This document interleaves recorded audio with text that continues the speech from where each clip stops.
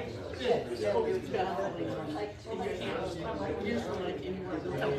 was gonna say that we were talking about this. Yeah, we were. Are you alive? Yeah.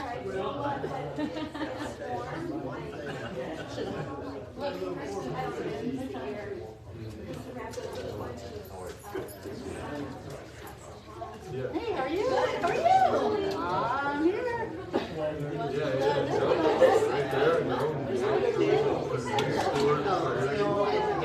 you know.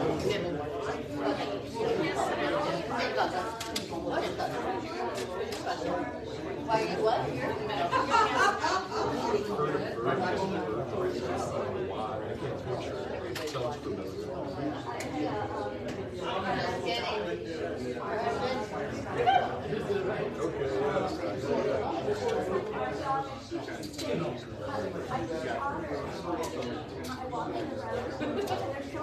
I think you did.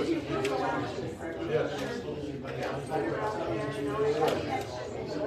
She had a job, she was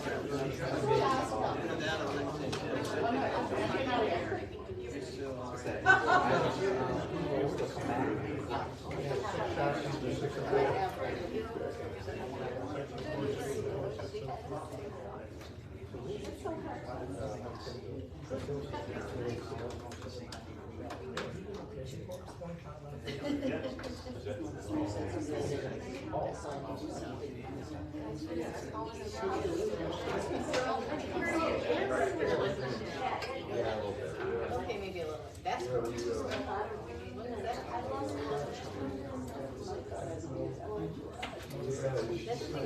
trees are really what makes the house. They live in 70, 80, 100-year-old shack apartment. Just sit 25 huge.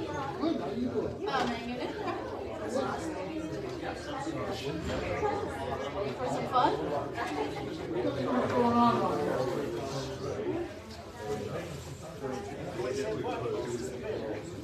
Put a great deal of effort into maintaining them What's going on with you? and trim on it and stuff. It took a lot of effort when we started. Now it's just a little bit. They're really easy to treat.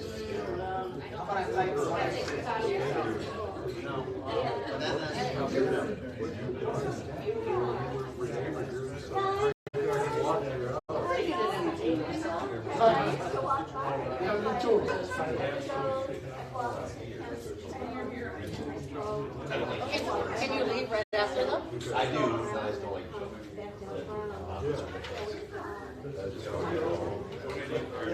Her name has changed But it was an elephant on the corner of the ground to my uncle's box. You know what her maiden name is? Right on the corner, yeah. Is that their name?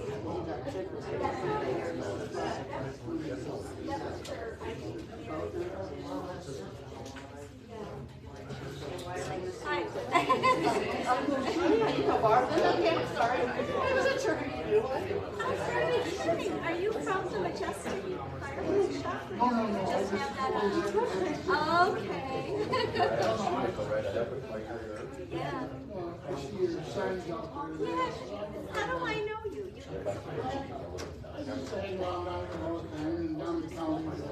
Oh, yeah. 24 years on the county. Somebody asked me, it's 20 plus. I really don't know. And then I know you're out here too. So. Oh, of course. Yeah. And then, She's everywhere. You're right. She's like me, we're everywhere. Yeah. We pop up at the strangest I can say something that way. Oh. Hey. It's a good thing. Consistency. Anyway. Trust. And then I went out to see No, that's been last time. First? What has scored we got on there first? he's very, very long time when we started. Hey, I didn't ever go back that far. I didn't see his resume. I was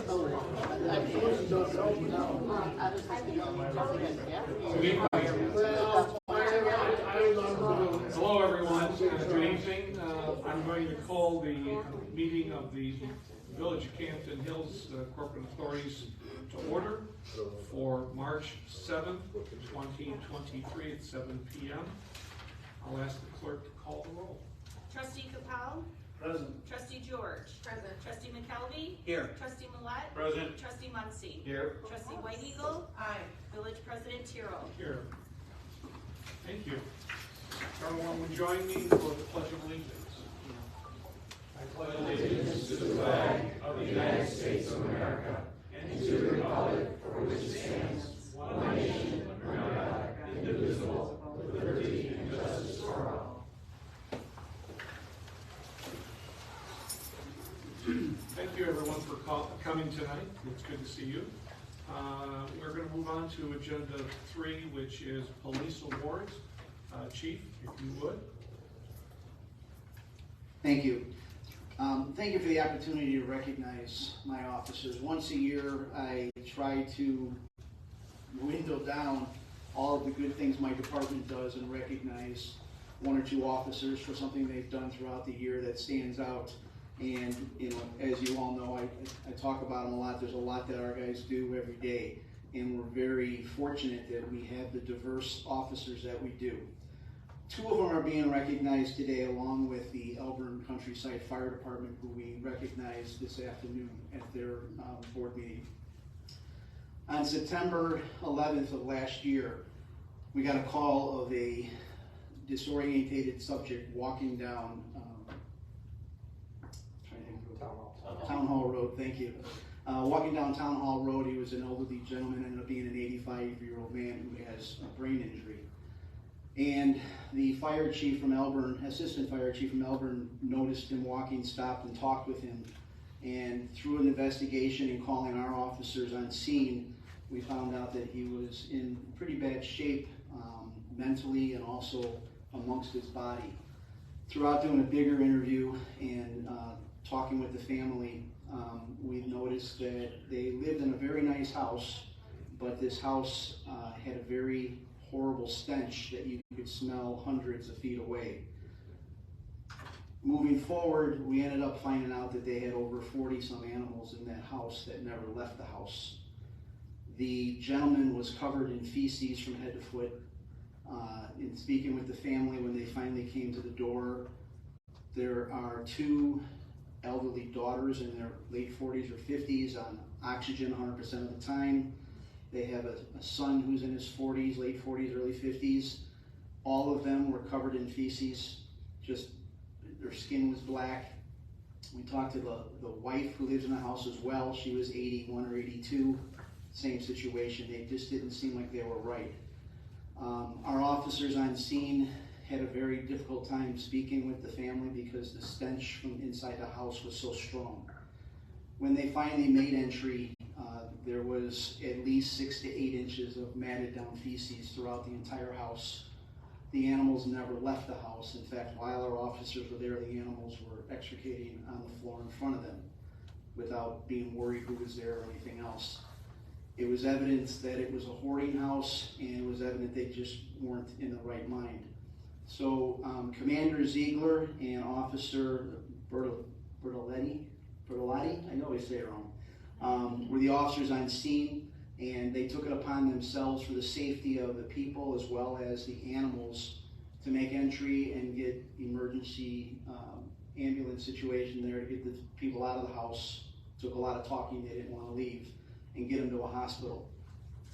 We ended up removing, or they ended up removing, with help of animal control, over 40 animals. After that was done, we located another 3 or 4 that were buried under feces, and then there, by the estimate from the experts that went in there, there's probably a couple dozen buried under feces in the house. A beautiful house, $1 million house, and all 3 floors, including the basement, were just covered. They located the bed that the subject was supposed to be chained to, the 85-year-old man, and it was a mattress with rusted springs sticking out, just totally discovered from feces again, and a chair that he was able to sit next to, that a rocking chair or a lazy boy type chair, same situation.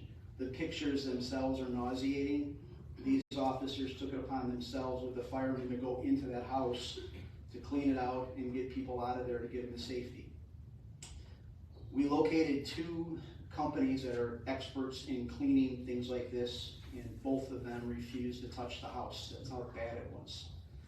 Our officers in the fire department dressed up in hazmat uniforms for over a couple hours in heat and went into that house to try to rescue as many animals as they could and help retrieve some of the family artifacts that they needed, such as medicine and paperwork and stuff.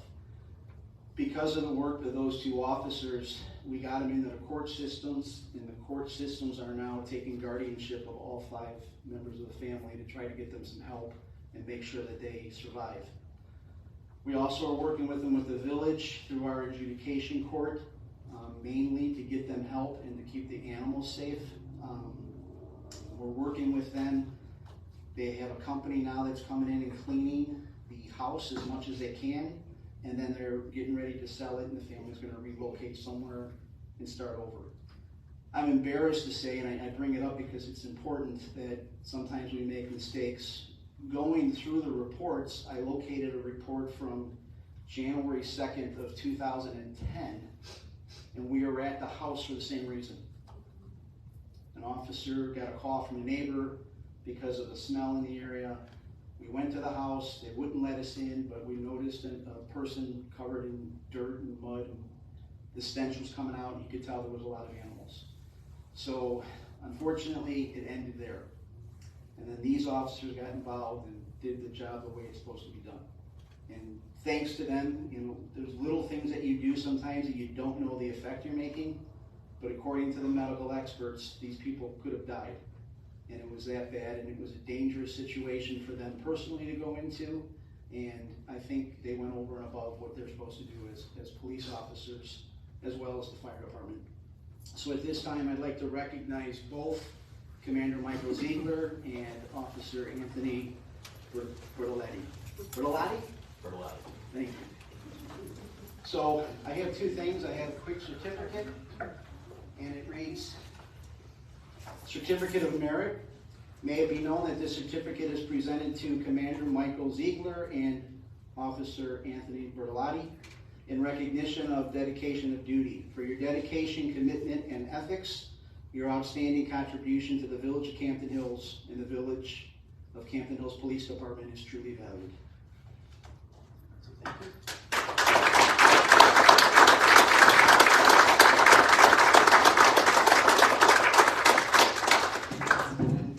I also have a small trophy cases. I know you have lots of trophies for both of you for the things you do. The mic is out. So I will read what the plaque says. It says, the Chief Award is presented to the officers' names with great appreciation for your commitment to the safety of your community.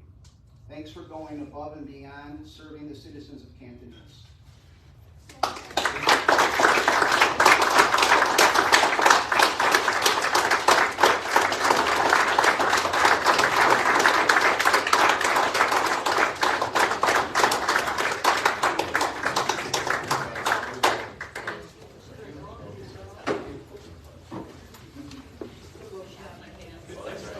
Now your hands will be soft. Your hands are going to be soft now.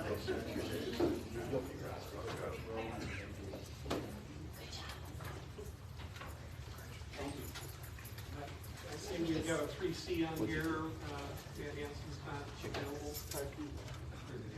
So again, we did stop at the fire department. They had their board meeting today, and we felt it was officially to do it in front of their board. We recognized Assistant Chief Matt Hanson from the Elburn Countryside Fire Protection District, as well as 16 of the firefighters, paramedics came out, and so we recognized their headlines. that helped us. So we recognized them there today, and they gave their thanks. Very good. Thank you. Thank you, sir. Moving on to public comments. I see we have a few. Tim Morgan?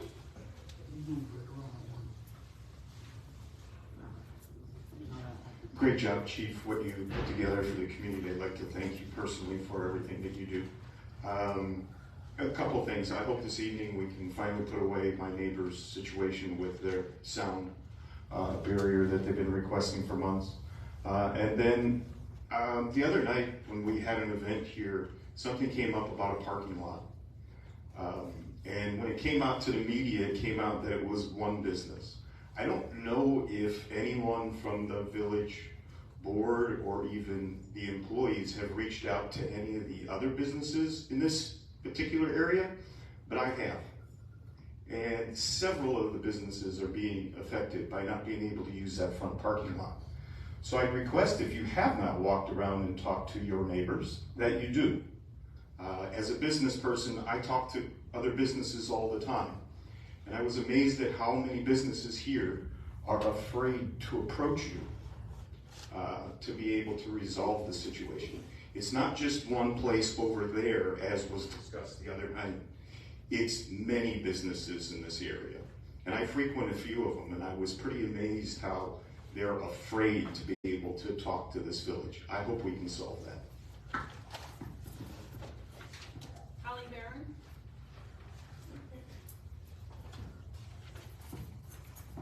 Yeah, so I can back up what Tim said, because when I was delivering flyers for the Coffee with the Candidates, I went into many businesses, and they're scared. They're scared to speak out. Okay, but for the second time, I'd like to bring to the board's attention the issues that some residents are having with FOIAs. I'm hearing more and more about people not receiving any response, a formal denial, or responses to their follow-up emails. I looked up the statutes, and I'm wondering why the village is not following the FOIA regulations that seem quite easy to understand. I can also tell you that I'm currently awaiting a FOIA requesting all letters and correspondence with the Public Access Counselor since May of 2019. I sent that in because some residents have told me that they've actually filed formal complaints with the PAC before, so I'm awaiting those results to confirm or deny those stories.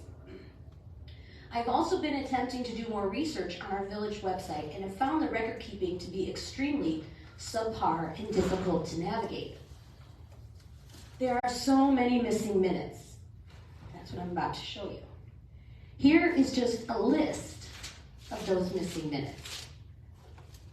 Here, everyone wants to see. Oh, wow. And that's just for the last few years. As a resident, I should never have to FOIA meeting minutes. These are some of the most basic records that should always be available and organized for the public and officials to reference. I also had to FOIA 7 treasurer's reports that were missing just out of the last year. Just as recently, Trustee Muncy questioned when the village board would again receive a complete treasurer's report, including backup for the warrants that represent money we spend. President Tyrrell is removing the backup for the warrants of money spent by the village. More surprisingly to me, Trustee Capel endorsed this notion, saying it would save him a lengthy read. This forces the public to FOIA the backup for the checks the village writes if we want to see them. In addition to missing documents, the consistency of them is all over the place. Sometimes you have agendas listed in the minutes section or vice versa. Sometimes the minutes are not even signed.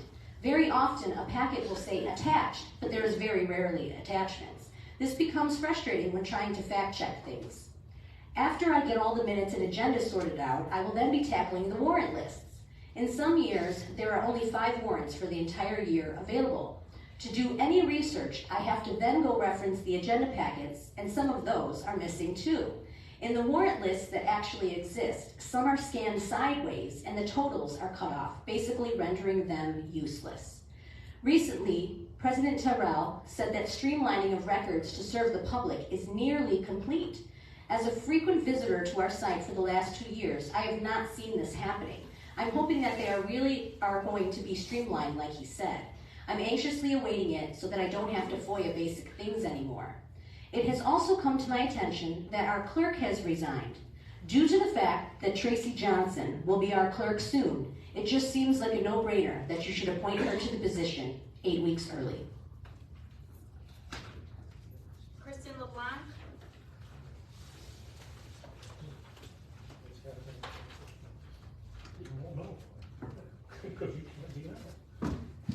Hi, my name is Kristen LeBlanc, for those of you who don't know me.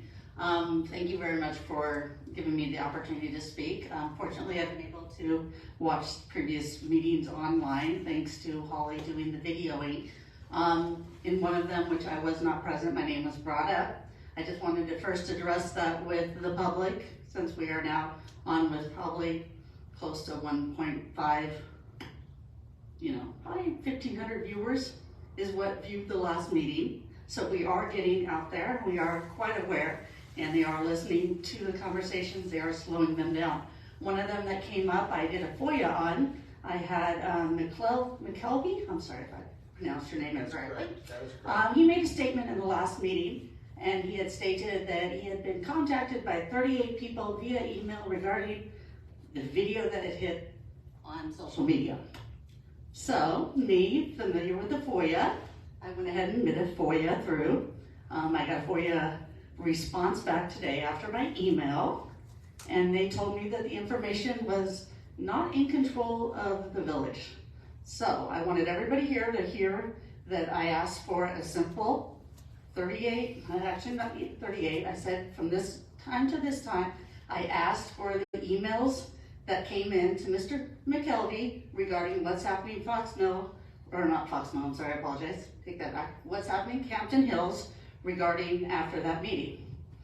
The FOIA officer sent back and said that it is non-existent and that they cannot give it to me. So first off, if he's getting them on his private email, I'll be putting a request in tomorrow to go ahead and FOIA your private emails, since obviously you stated in a public meeting that it's being used for village business.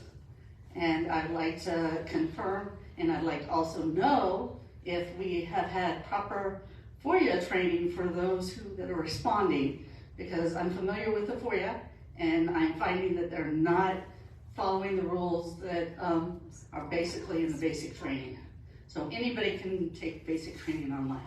You do not have to be an official, you can just take it. So everybody here probably should understand the FOIA as well. I guess Holly's running into the same issues. So that's kind of what I wanted to let you guys know, that the FOIA request that was a simple request was denied. I will be taking it and escalating it so that I receive the information that I am owed to as a public, part of the public, from my public servant.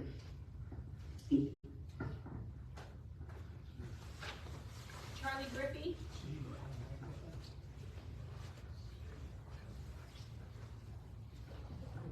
All right. You guys are a bunch of scary looking people. I don't know if I'd want to come down here and talk to you either. That's a joke. You know, we got a small parking lot out here that is for business of Campton Hills Village. We got a parking lot over here that looks like Chicago parking lot, and if somebody was seriously needed a place to park, they could go on the other side over here and park. They won't have to take up parking spaces that are intended for village business. That's absolutely ridiculous. What's happening in Campton Hills? I don't know, because I'm not allowed to go to what's happening in Campton Hills.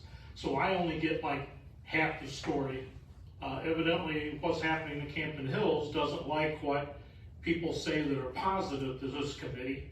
But to me, you guys are doing a great job.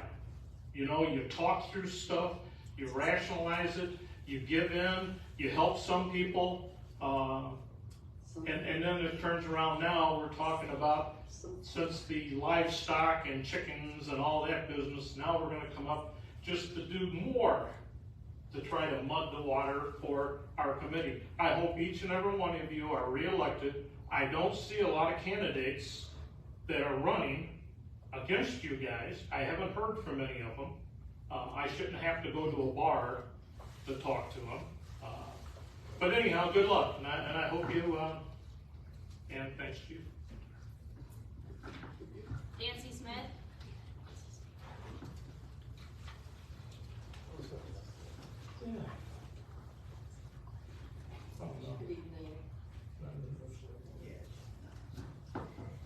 At the last village meeting, the village president implied I had not spoken truth about my February 7th comments related to the Campton Township Highway District IGA. I pulled my Verizon wireless records for that date, and it shows that I spoke to township personnel for 68 minutes on February 7th. I also have 3 emails in my possession from that same day supporting the comments as to my ability to prove what I said. Also, I haven't really heard anyone voice their concern about the recently passed zoning ordinance. I believe the village totally messed up the rewriting of the zoning ordinance, and I assume the board doesn't even realize it. The ordinance states they followed the correct statute, but you didn't. The municipal code states, the corporate authorities which desire to adopt a new zoning ordinance shall provide a zoning commission with the duty to recommend the boundaries of districts and appropriate regulations to enforce therein. The commission shall be appointed by the mayor or president, subject to confirmation by the corporate authorities. The commission shall prepare a tentative report and a proposed zoning ordinance for the entire municipality. After the preparation of such a tentative report and ordinance, the commission shall hold a public hearing thereon and shall afford persons of interest an opportunity to be heard. The last time a zoning commission was appointed was by me in 2007 when the village adopted the Kane County zoning ordinance as its own. I'm guessing if residents challenge the new zoning ordinance, it might not hold up in court. And even if a judge were to rule that the village didn't have to follow the state statute, which I believe is highly unlikely, since we aren't a home rule municipality, I suspect it would be determined the village's neglect of not approving a new zoning map simultaneously to match the new zoning ordinance and zoning district caused almost every parcel in our village to be non-conforming. When we go to sell our homes, if this issue isn't corrected, our title insurance policies will create confusions for buyers when it lists our zoning as non-conforming use. This process was painful, expensive, and caused much hardship for the residents of the village. What a waste of time, energy, and money. After a new board is elected, this issue should be investigated by zoning professionals and corrected. And I'm providing my comments to the clerk for the public record. Do you have any other public comments? Brian Larson.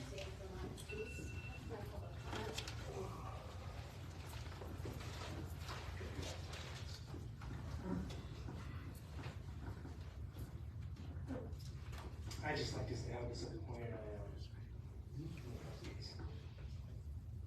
Really.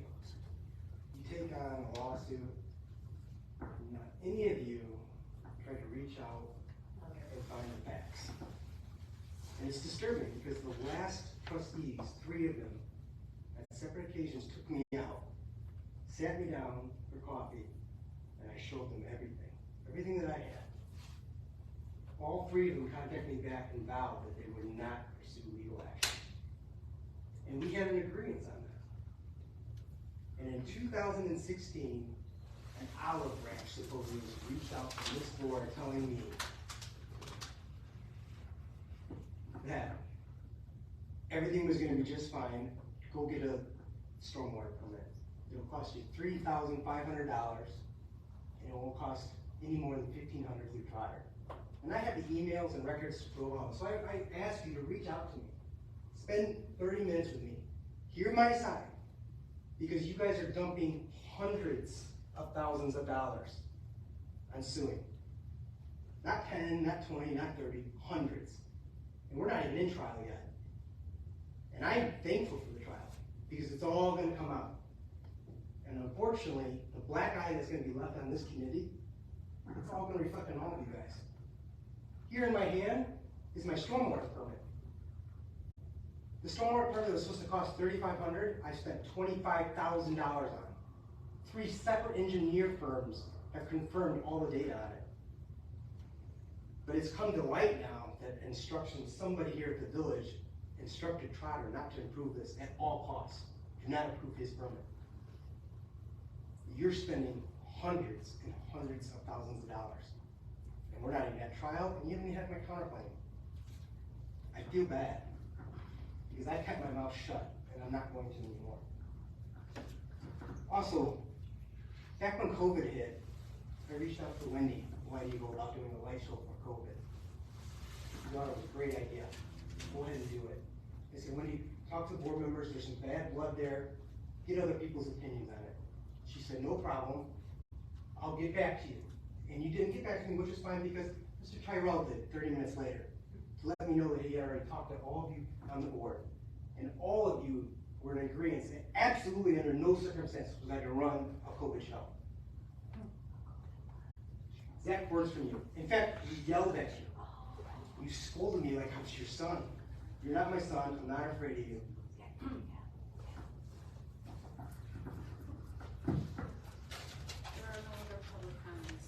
It's quite disappointing, quite frankly, the statements that have been made here tonight, including the last one. Statements are made without evidence or without testimony, but we'll leave them at that. I'm going to turn this over because of some of the comments that have been made. Hundreds of thousands upon hundreds of thousands is totally inaccurate.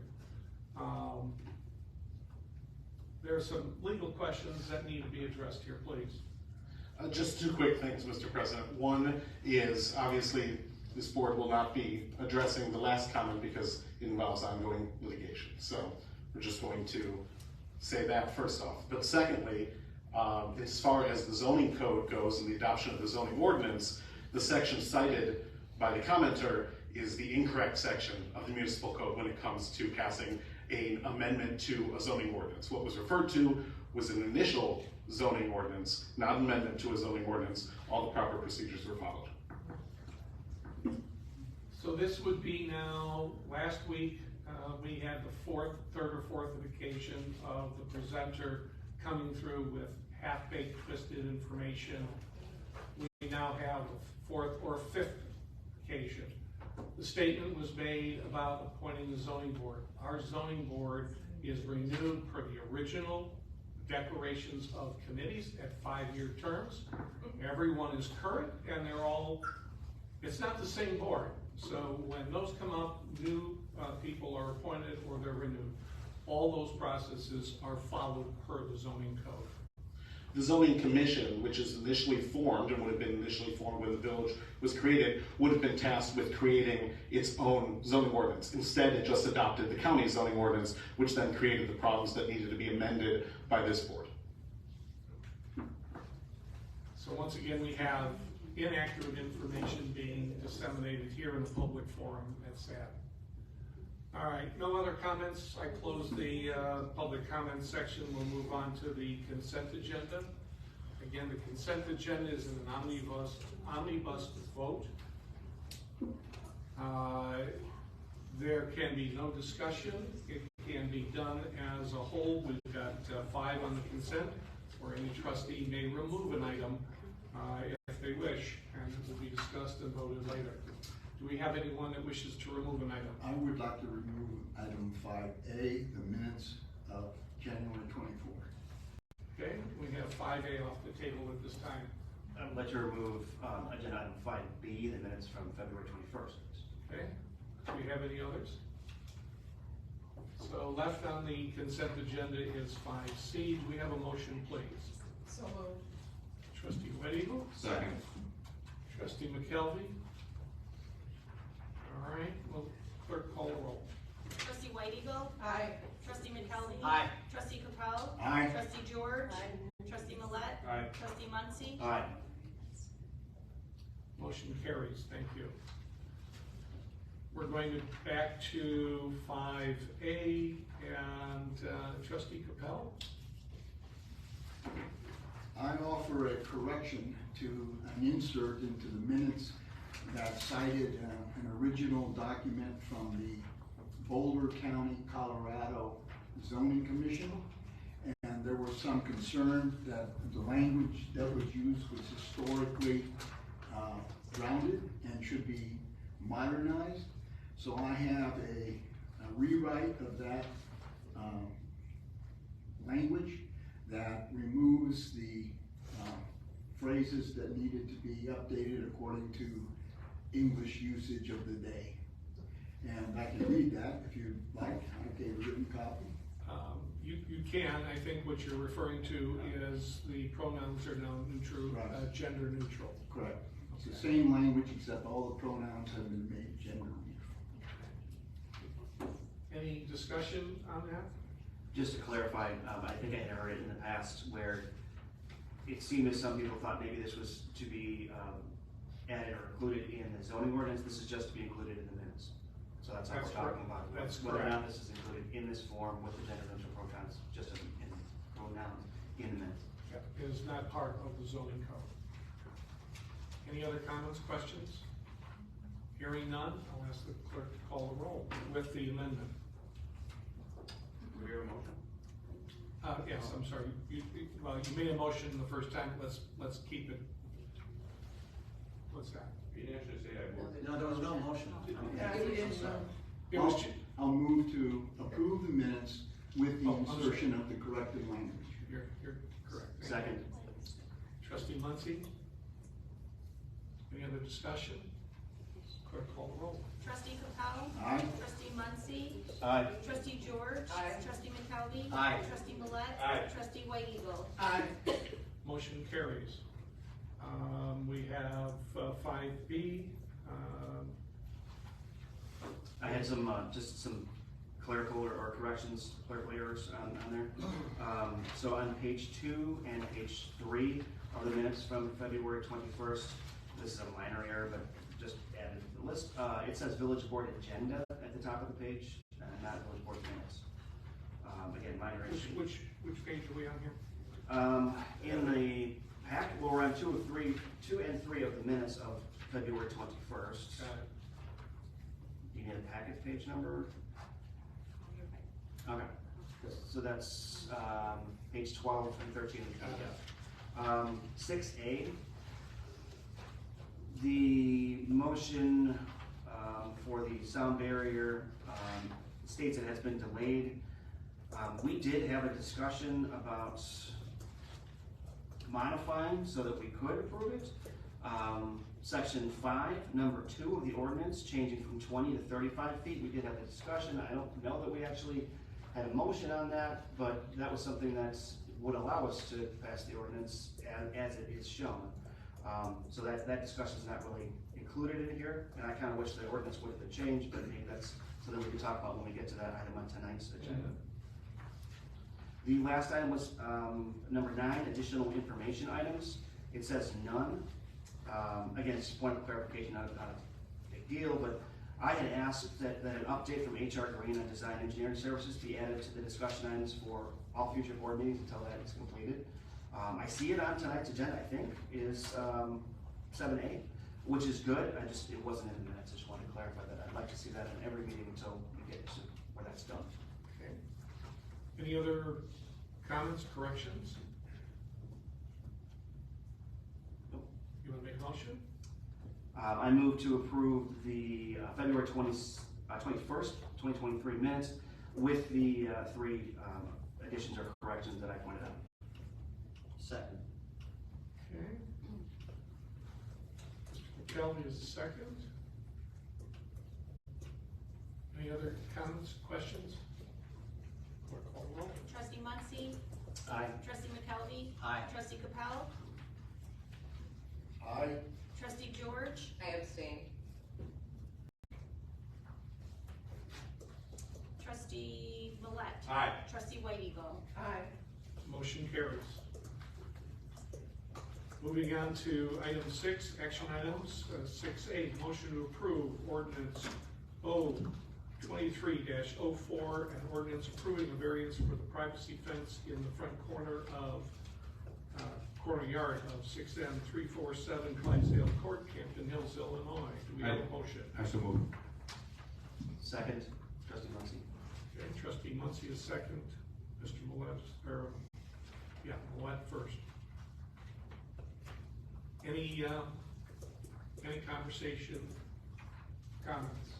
The other comment I have is what I pointed out earlier. We had a discussion that on page 3 of the ordinance, which states section 5, number 2, the privacy fence or sound barrier structure shall be installed no further than 20 feet from the north or east wall of the applicant's residence. Our discussion at the last meeting was that should be increased to 35 feet instead of 20, so that it matches the diagram and it matches the plans for the fence, which are already pre-existing. I would accept that as a friendly amendment.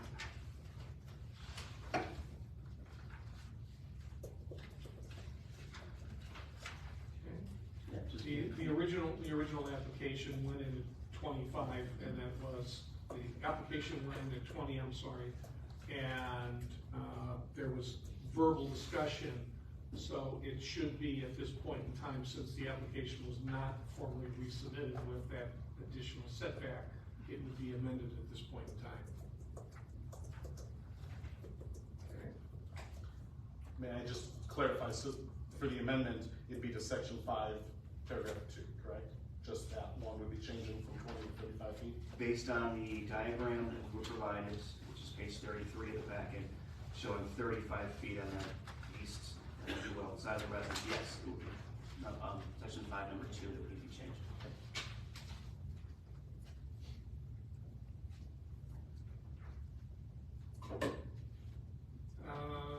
If we go with the diagram as the applicant has supplied it, you actually have 2 dimensions. He's indicating 20 on the north end, but 35 on the south end. So should those not be delineated separately in here, or is the reference to the diagram as submitted sufficient? As, if I may, President Tyrrell, as part of the discussion last time, I agree with you. I had questioned that and thought maybe number 2 and number 3 of section 5 should be changed. But then, I apologize, I forget which trustee pointed out, section 5.3 or 3 of section 5 is for the length of the north and east sides. So the 20 feet remains fine. The section 2 is where the east side, where it shall not, be installed no further than 20 feet from the north or east wall, and that's 35 feet is from what I believe to be the east wall of The that southeast structure. wall, yeah. So, But we don't have an amendment in this that specifies the southeast as being 35. It's only indicated in the drawing, so the text, I would submit that the text does not match the drawing. Or am I reading that incorrectly?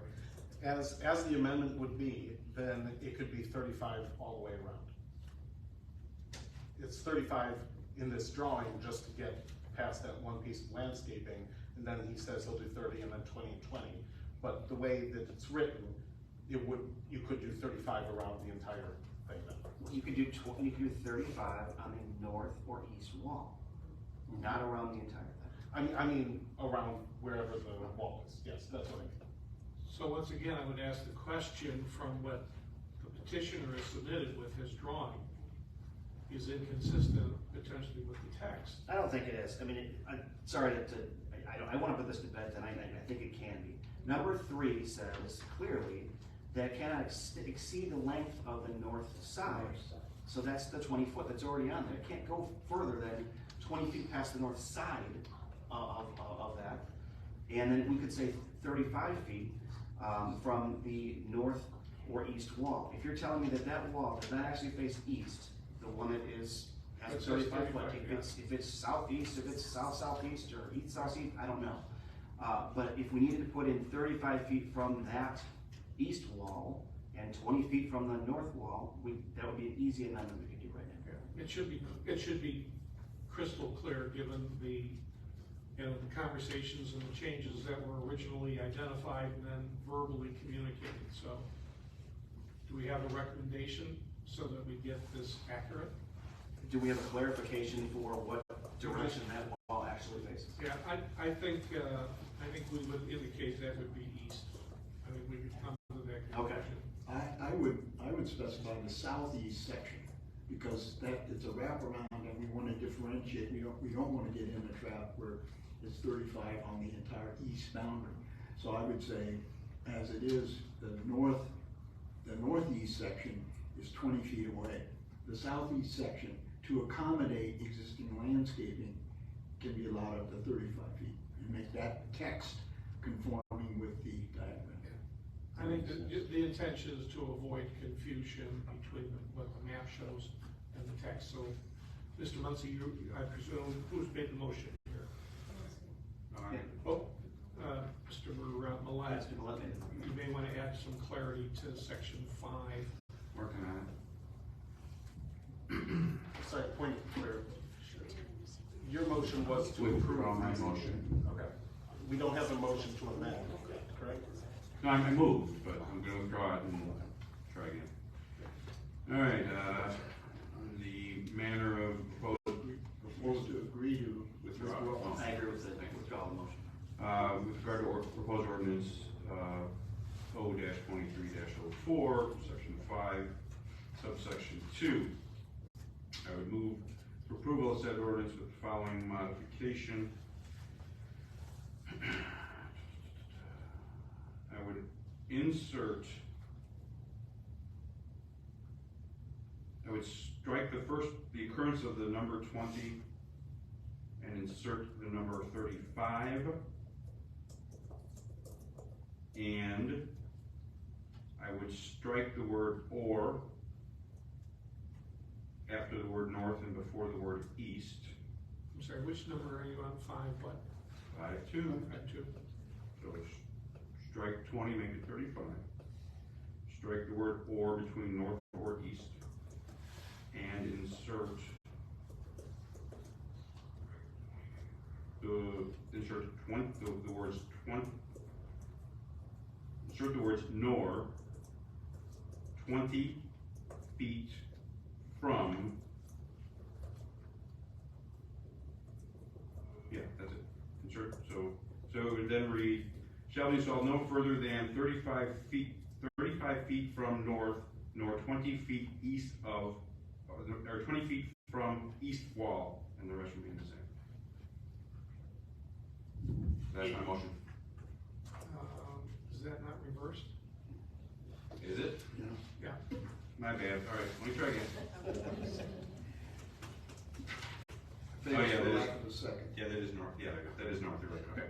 Northeast. All right, got it. Let's do it this way then. Trustee Millett, may I make a recommendation? Would it be possible to just omit 3 and take out 2, just take out the feet dimensions and just put as submitted? Diagram as submitted. I don't think, Trustee George, because 3 is referenced to the entire length of the structure. We're talking about measuring the 2 sides of the house and adding 20. That was the entire length of it. So I think that's set. Yeah, but looking at it, so no further than 20 feet from north. So going back to that original language, no further than 20 feet from north and insert, instead of or, insert nor 35 feet from, so the new language would be nor 35 feet from east wall of applicant's residence. Okay, is Did that I your write that motion? down? Is that your motion? Yes, that's my motion. I second that motion. All right, we have a first on Millette and a second on Muncy. Any further comment or questions? I just want to reread it just. Oh, sure. So section 5, number 2, the privacy fence or sound barrier structure shall be installed no further than 20 feet from north, nor 35 feet east. From the wall. From east wall. From east wall, nor 35 feet from east wall. Thank you. Okay, motion's been read. Yeah, just a quick comment. I think I said this a couple times before. I'll just say it one more time for the record. The only reason I'm voting no is because of the fact that I think the Planning Commission followed the guidelines as specified, and also based on our past legal discussions from council. Those are the two reasons. Thank you. Any other comments? All right, with that, we'll take a roll call. Trustee Millette? Aye. Trustee Muncy? Aye. Trustee Capel? Aye. Trustee George? Aye. Trustee McKelvey? Nay. Trustee White Eagle? Aye. Motion carries. Please. All right, we're on 6B, motion to authorize resolution R 2305, approving the purchase of the police squad car for an amount not to exceed $43,145. As is noted, there is, once the car comes in, Second. there's a retrofit. McKelvey and Millette. All right, any further discussion? Hearing none, take the roll. Trustee McKelvey? Aye. Trustee Millette? Aye. Trustee Capel? Aye. Trustee George? Aye. Trustee Muncy? Aye. Trustee White Eagle? Aye. Okay, that motion carries. Current discussion items scheduled for MFT bid award for street resurfacing project. I see our engineer is here. Mr. Marquardt, good evening.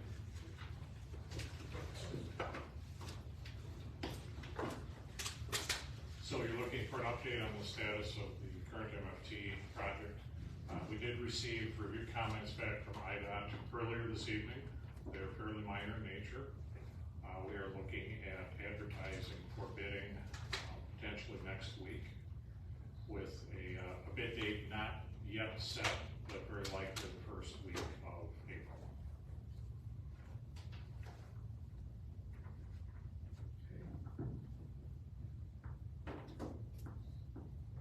Is there any surprises, anything that IDOT would be made corrections or adjustments to that would be of note to the board? Not of what we saw, dotting the i's and crossing the t's on the review comments. The new check sheet that they want on all of the bids. Pardon? The new check sheet they want on all the bids that didn't tell anybody about? That would be one of them, yes. Are there any questions for the engineer? No questions, just want to say thank you for the update, we appreciate it. As you know, we're pushing to get this done as early as possible. After we go through this cycle, if we need to start earlier next year, we can have that discussion. But we're still somewhat early, so thank you for that. Thank you for keeping us on schedule, appreciate it. You're welcome. I will ask the question, and that is for the, what do we call ADAP, the advanced decay from the last year. The roads that we have sidelined from last year due to the 40% increase in asphalt. Where are we at on that bidding? This is the bidding for the streets from last year, the priority A, B, C streets. Okay. Okay. The design of the ADAP streets is currently underway. Just with the schedule with IDOT and such is, they're both very sizable projects. Let's get the ABC out on the streets. You can see where we are at with funds. And this will be our largest road project, I think, to date. Okay.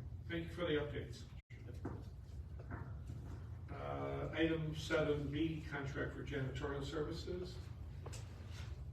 Yes, so in your packet, I put together an RFP for janitorial services because of the building renovation, we had to, go with a more extensive cleaning service, and, so I'm recommending, we had 4 different, vendors come in and take a look. 2 of them submitted proposals, and we chose, Paradise, and we've been testing them out. I didn't want to just hire him off, so I asked him to come in and we'll see how he does. He's been doing a great job. So this would be for discussion for a vote. We'll put a resolution together for the next meeting to start like May 1 contracts for the year. Any questions? I have a question. Let's hope we never have a viral outbreak, but I'm wondering about the capability of the janitorial services, if needed, to disinfect areas due to potential viral dispersions. Does this outfit or any of the outfits have a capability, or would this have to be something that would be negotiated and added on separately? We would have to negotiate that separately, but I know this firm does a lot of medical facilities and stuff, and he came very highly recommended, so I don't think it'd be a problem. So they have the capability. Yeah. We also, during COVID, we also had a process internally, did we not? Yes, we did. Okay, do we still have that capability if needed? I do. I purchased a machine with a high medical area, so I would go every day and spray down the entire department. So we have that as a backup if needed, and we do it I do it once a month now. So. Okay, thank you. Any other comments, questions? All right, agreed, moves on for next meeting, correct? All right, thank you, everyone. Item 7C, Lauterbach Neiman LLP Police Pension Proposal. Yes, so as many of you are probably aware, the police pension now has gone to a statewide investment group. And so they hired a Foster & Foster to do an actuarial valuation, and which is recommending that the village would have to make our contribution up to $225,000. Usually we've been putting in $185,000. So after talking with the pension board and also with our treasurer, we're suggesting that the village go ahead and do our own actuarial and take a look at what the recommendation of our actuarial would be, and see if it would come in lower. We're not sure if it'll make a difference at this point because this is all new. I did talk to Lauterbach Neiman and said, if we find out that there's no point in doing another study after the first year because the state's going to require us to do a certain amount, can we not do the next 2 years? And they said that's no problem. We could cancel at any time. But we also feel that we'd have Lauterbach come in anyway and come to the meeting. We'd have to pay them anyway, so we feel that paying them the $3,100 would be worth it just to have them do the study and come in and talk about the actuarial study. Trustee Whitehill? Kind of curious, so Foster & Foster was retained by the pension board themselves? Not our pension, the state group, and we're not quite sure what their assumptions are. Nobody really knows. So it seems like they're almost penalizing us because we're 100% funded. So that's what we're trying to find out here. It seems to me that would be a request that they should be easy to respond to in terms of what their assumptions are, number one. And then I also wonder, just because obviously I'm not 100% familiar, but usually what happens when this kind of valuation gets going, there's also some, there may be some statutory requirements. So I wonder with us retaining, not that I think it's a bad idea, but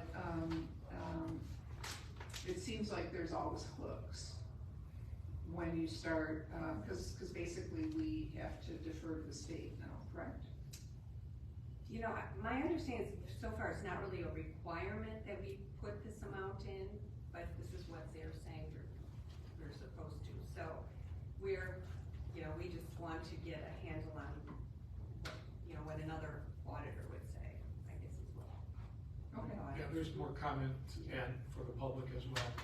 Mr. Millette? I was gonna say that since this is the new process, and like you said, Administrator, that we are lumped in with a bunch of not well-funded pension, groups, that we need to know what they were using, and our auditor that we've used and trusted for a while probably would be the best to give us that kind of heads up. So if there needs to be, maybe not as a refutation, but maybe it's just a case of having our answers to us for the future, say, well, we didn't go up to the number that Foster suggested because it was based on, fairy dust or something like that, then we have that to show why, what based our judgment on what was behind our judgment to put in either the amount we have been, the amount plus, whatever it may be. One thing, can I jump in? No, go ahead. I'm gonna defer to the attorney. Just real quickly. Just quickly, with this, there's always different valuations, right? With every firm that does it. What the statute provides is that you either contribute what the state's actuarial finding is, or you commission your own and go with that. So that's without doing this, then your hands would be tied for going with the states. There's no guarantee that Lauterbach and Amons will be less than this valuation, but it gives you that option. That answers my question. Thank you. But just to, we've always been very careful on what that amount has been in the past, based on actuary facts, correct? So that just seems really pretty high, So for a recap for the board, and I'm going to assume some of the board may not be fully up to date, but for the members of the audience, we are one of 2 communities in all of Illinois with a fully funded police pension. That means we're not staring in the face a tax of some sort to bring it up to the proper levels. Secondly, it was somebody knows, 2.5 years ago, the state of Illinois legislature required all police and fire pensions to be consolidated. They weren't to be individually managed. So that's a state rule. Ours, after 2.5 years, they got to us, and I think it was September of this past year, those funds then moved down to the state. Adding to that, every municipality has its own account and its ability. It's not that it goes into one big pot and we've lost our 100% to make up the deficits of other municipalities, right? So our police pension committee and those who control that have the ability, it's like going online and checking your personal bank account so you can watch that.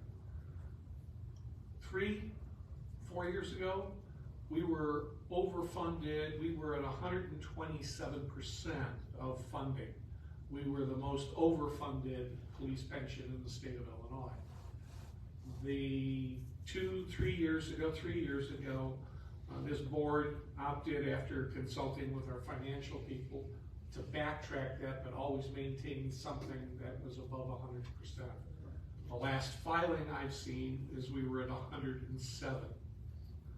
And I think it's the general consensus we want to maintain it in that realm as we go forward. So hence the state says send us a whole lot more money. We just need a little verification that that's the right thing to do. Okay. But the overall objective is to maintain 100+. Any questions along those lines? I do have one other thing. Turn back on. There we go. Just if we could validate with the folks that we're going to retain what their valuation methodology is, so we make sure we're crossing I's and dotting T's. Not that there's any problem or have been any challenge in the past, but let's just double check it before we start walking down that road. One other thing, in any valuation, there's the quantitative measures and the qualitative components. It's interesting to see them comment on process-wise, how they look at those things. Okay. Any other comments, questions? Okay. anything any board member wishes to add to discussion of tonight's meeting? Like on this topic, or are we going on to? Well, 9? discussion, no, you can go on to 9 if you'd like, sure. You can plug it in anywhere. Discussions can be added, they don't have to be part of the agenda. Go ahead, we'll go on to 9. Okay, if it's 9, then just getting back into the swing of things here. So congratulations to the St. Charles East Boys Wrestling Team for winning the state title. So well done, Saints. And that's all I have. Okay. I do have one other thing. Yes. All the discussion about vendors has prompted this, and it's always something that I wonder about. And that is if we have looked at vendor diversity in our procurement processes, and if there is right now, I'm not saying that we need to establish something, but oftentimes municipalities give some minimum threshold for diverse vendor participation. So I just ask that you guys explore that. Okay, any other ones? Nothing else? I'm gonna ask the attorney, you covered a few items after public comments, but one was a response to one was overlooked. And if we can ask you to comment on FOIA, because a couple of statements were made on FOIA, which were, let's say, inaccurate. Everyone does take a FOIA and an Open Meetings Act training formally here on the board. But if you would just encapsulate what FOIA regulations are, the 5-day response, extensions, and so on and so forth. Sure, per statute, you have 5 days from the time of the submission of the FOIA. The clock starts on the next day after the filing. So 5 days after that is, and the 5th day is then when you respond. 5 business days. 5 business days. And if you don't, if you're not able to compile the records in that time, then you can notify the requester of an extension, and then you have 5 additional days, you being the public body, to provide the records. If at the end of now that 10 business day period, the records still do not, they just simply don't exist, that is the response, that the records do not exist. And there is no requirement, of course, for the public body to create records in response to a FOIA request. Okay. There was another statement about FOIA-ing private correspondence. Could you address that issue? There are conflicting cases on this, and it's a constantly developing area of FOIA law. It's very fact specific in terms of how the Public Access Bureau would assess whether something in your personal email is concerning public business such that it would be subject to FOIA. But as a general rule, if it's not utilizing government resources and it's not in the possession of the public body, then it's not a public record. There are exceptions to that. Okay. And if the request is for non-public correspondence, that is not, private parties not involved in public business are not subject to FOIA. Is that my understanding? A private conversation between any two bodies here, or a body here and a member of the public on non-village business, is that FOIAble? Again, it depends on the circumstances of what was discussed, but typically no. Okay. And then lastly, if a request comes in, as we heard tonight, for a streaming and comments involved in the streaming that went to a private Facebook page for which the requester is the administrator of that Facebook page, does that create a FOIA, an actionable FOIA? In other words, it went to a private individual. The streaming was done, it's recorded. The comments that have been requested were streamed to the administrators. If there were comments on a private Facebook page that's not operated by the village, then that's not a public record. Okay. So the requested information is in the possession of the requester anyway. I don't know the circumstances of this, as another attorney from our office assisted with this for it. Thank you, appreciate it. All right, we have any additional items before the board? I do have a request, and it's for Mr. Larson to produce the records, the emails that you discussed from 2019. I'd like to just see copies. Thank you. All right, having nothing else, we do not have a need for a closed session, is that correct? Correct. And just to clarify that what your request was for Trustee White Eagle, that was regarding his comment that was unrelated to the litigation, correct? It is unrelated, yeah. It's related to what he noted in his comments for a specific email to me, and then however it was handled from there. So I'd just like to see all the documentation. And I was just clarifying because obviously we should not be contacting another party and the other party should not be contacting us when it comes to ongoing litigation. Right, understood. Okay, and it was outside of the litigation issue? Correct. Okay. Yeah, it's a light show. All right, fair enough. With that, if there's no other business, I'll take a motion to adjourn. So moved. Trustee George? Second. Trustee White Eagle? All those in favor say aye. Aye. Anybody opposed? The meeting is adjourned.